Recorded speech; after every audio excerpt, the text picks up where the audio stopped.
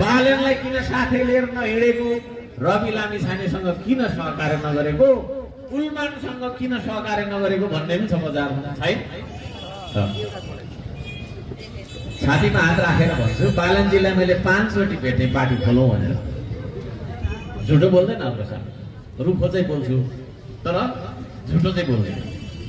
मैले बोलेको कुराले होइन मान्छेलाई घोच्न सक्छ त्यसरी काँडाले जतिको तिखो तिखो हुन्छ वचन, तर झुटो बोल्दैन। उहाँले झाँसै दिनुभयो। रवि लामिछानेको बारेमा कुरा गर्नुपर्छ होला। आइसकेपछि अन्तिम समयमा 2 चोटि धरानमा मैले चुनाव लडेको छु। 76 सालमा पानीको बोतल लिएर लड्दाखेरि 422 मात्रै मत आयो होइन। तर 79 सालमा चाहिँ मैले तपाईँको चाहिँ काम गर्ने मौका पाएँ, पहिलो मत ल्याएँ। अब त्यतिखेर चाहिँ उहाँ आफै आउनुभयो।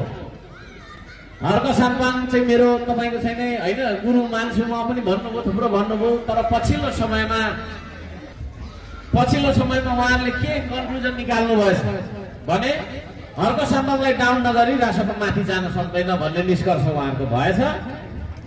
हाम्रा अभियन्ताहरूलाई तपाईँको छैन पक्रिँदै थुन्ने काम गर्नुभयो। रविजी गृहमन्त्री हुनुहुन्थ्यो, त्यहाँदेखिको मन दुःख भयो।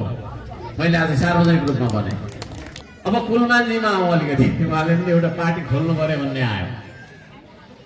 कुलमानसँग चाहिँ किन नमिलेको त भन्नेमा आयो। उहाँसँग चाहिँ मैले 2 चोटि चाहिँ भेटेको छु। त्यतिखेर पछि विचार गरौँला न भन्नुभयो। अस्ति जेनजीको आन्दोलनमा पनि होइन त्यतिखेर पनि भेट भयो। त्यहाँनिर चाहिँ साथीभाइले भेटौँ भनेर भेट भयो। उहाँकै घरमा गएर भेट भयो।